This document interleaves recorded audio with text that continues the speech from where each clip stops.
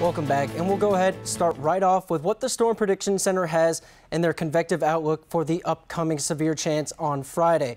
What we have over our area, the dark green shade, is a marginal risk outlook, which is just a step below this yellow, which is a slight risk outlook, and then an even higher category, an enhanced risk outlook out towards southern portions of Missouri, down in towards Arkansas, Texas, and Louisiana. So that enhanced risk area is where the focus on the most and the severest of the weather will be occurring. But we are looking at chances for some damaging wind as well as larger hail would be our main threats heading in towards the Friday night period. Just due to the timing of the storms, it's going to allow for a little bit of some overnight cooling to help stabilize the atmosphere and move away from extended chances of severe storms.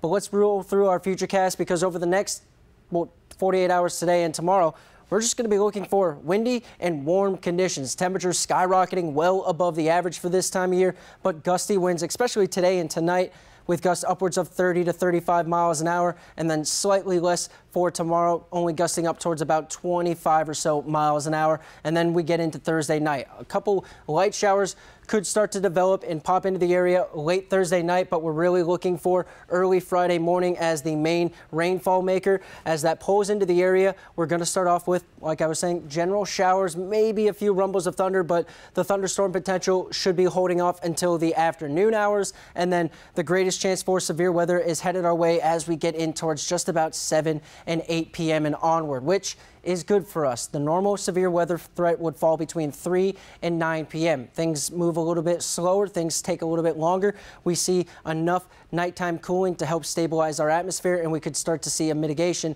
or less of an impact from any type of strong to severe storm. But we really need to focus on where the center of the low pressure is, because that's going to dictate how far north the severity is going to spread.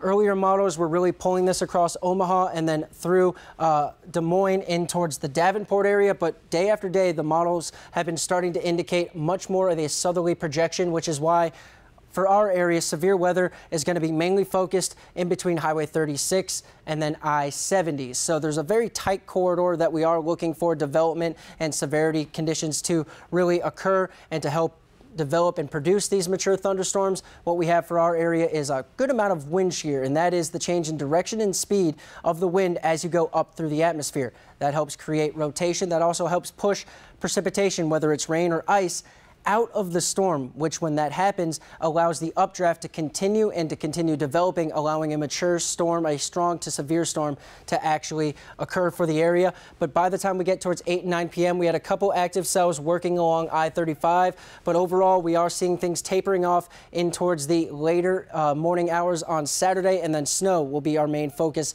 heading in towards Saturday afternoon and evening. As for rainfall amounts, you should be looking for just about 3/4 of an inch on the high end of things. Most of us should fall between 1/4 and 1/2 of an inch. As for your extended forecast, the warm air does end by the time we get into Saturday. Now stick with us. We'll be right back.